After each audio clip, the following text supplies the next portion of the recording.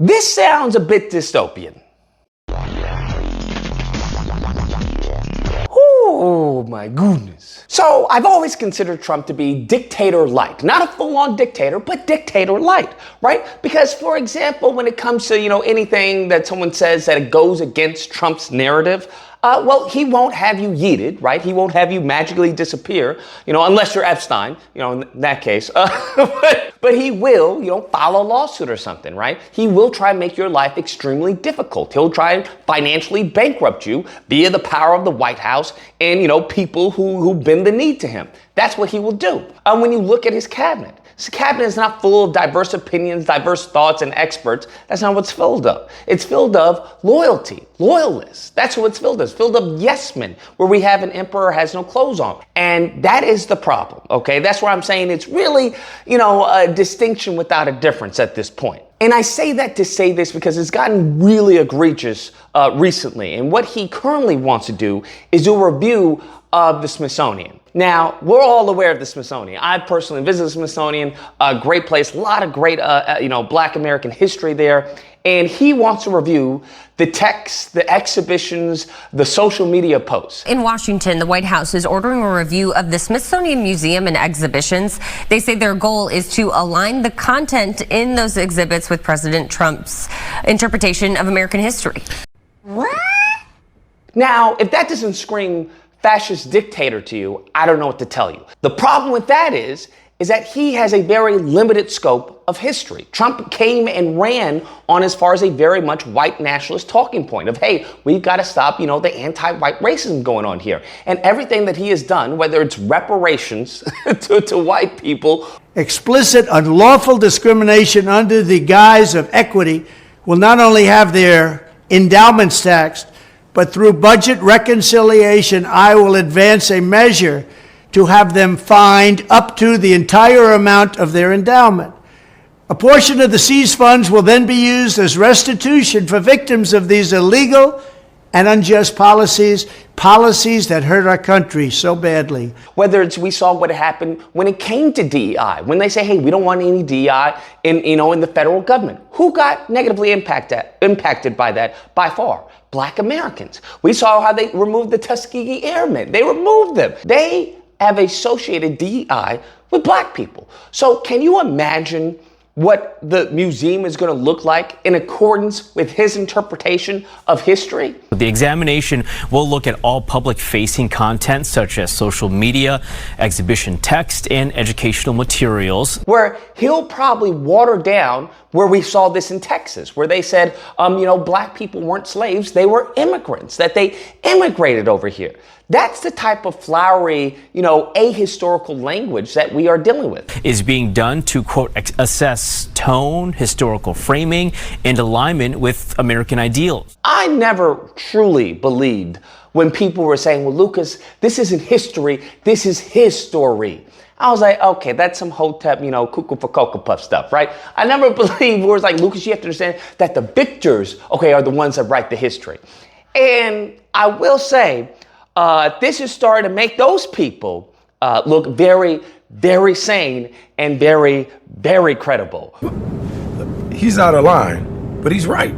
Regardless of whether or not you want to agree with him, but we're starting to see how they are framing and rewriting history. And what they're doing this is to make, little Timmy feel good. And the best way to make little Timmy feel good about the country, because that's what they've constantly said, is that, hey, we want to teach the people to love America. That's what we want. We want to teach that in the schools. Children will be taught to love America. Children will be taught to be patriots. Children will be taught civic values for schools that want federal taxpayer funding. Which is very much similar to a fascist dictator, where everyone is, hey, we love the country. Country's the greatest. The country has done no wrong. Oh, I love the president. This is awesome. Greatest thing ever. And with that type of mindset, the irony is we wouldn't even have this country. If everyone was going, yeah, absolutely, I don't mind, taxation without representation. This is the greatest thing ever. We would have never had 1776. If we had this mindset, we would have never had a civil war. We would have never had much of the progress that we have made in this country. And the problem right there is that word, progress.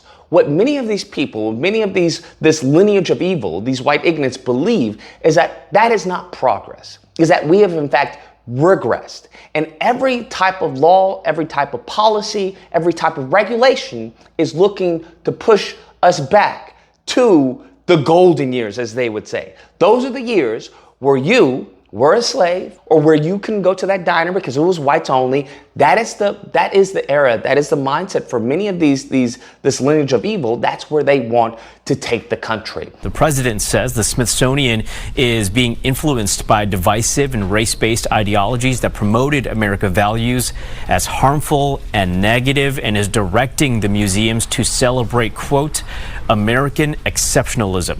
So to have Trump completely scrub the history books, because they mentioned where he actually didn't want them to say that he was impeached, and the museum obliged. Now the museum tried to say, well, it was always meant to be temporary because we were going to do a different, exhibit on, the impeachments of the president. So recently, the institution removed references to Trump's 2 impeachments from an exhibit on the American presidency. A spokesperson for the museum says those references were intended to be temporary initially. Now, if you believe that, like I said in the intro, it has to do with coercion, right? It has to do with pressure from the White House. And we see how this White House has pressured not only networks, they have pressured people, they have pressured businesses, and that's what we are dealing with. This is, I don't know what other word to say it, but it is fascism. That's what we're dealing with. If you don't like my political perspective and you try to censor me or coerce me to change it, or to forget changing it, or just straight up just silence me, yes, that is what's going on. And I find it hilarious that the people who constantly want to talk about the freedom of speech and the Second Amendment, especially the Second Amendment nuts, right? Those Second Amendment cuckoo for Cocoa Puffs people, Second Amendment, and it's like the whole purpose for them not wanting a list of whoever, who has a gun is because they don't want the government to know who has a gun. But I'm like, bruh, what's the point of a list if Trump is teaming up with Planter, right? And we're having surveillance, we're having AI that already knows you have a gun. They know where you got the gun from. They know who you're talking to. They know as far as in order for you to use the internet, you have to sign the terms and conditions to use the internet. They know that in order for you to get certain parts, you have to sign for these parts. They know everything that they need to know. So it's really this false sense of security. And it seems that the people who are constantly talking about freedom of speech and the Second Amendment and my right to do all this don't really care about that, bruh. They just want to appear like they have control. And that is dangerous for the country, because there are people who really will take control.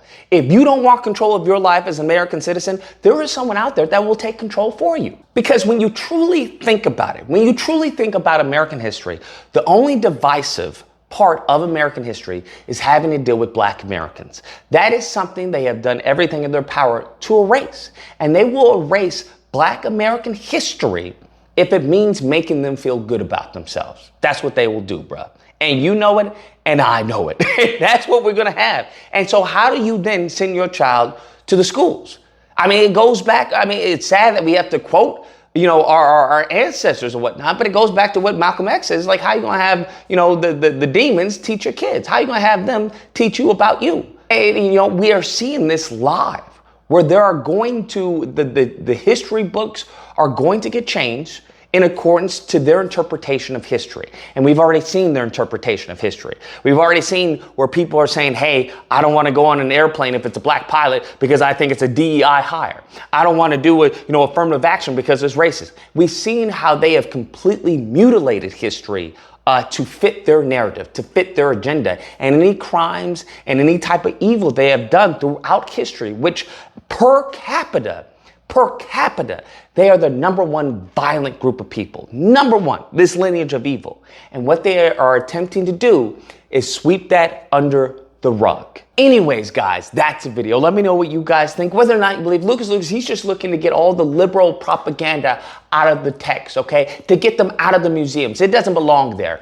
Or if you have to believe, the problem is when you conflate civil rights with liberal propaganda. The problem is when you conflate the transatlantic slave trade with liberal propaganda. That's the problem, okay? That's truly the problem. And we're on to your devilish tactics.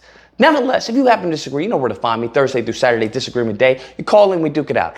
Otherwise, I hope you guys enjoyed the video. If you did, please feel free to like, share, comment. Let me know what you guys think, and subscribe. And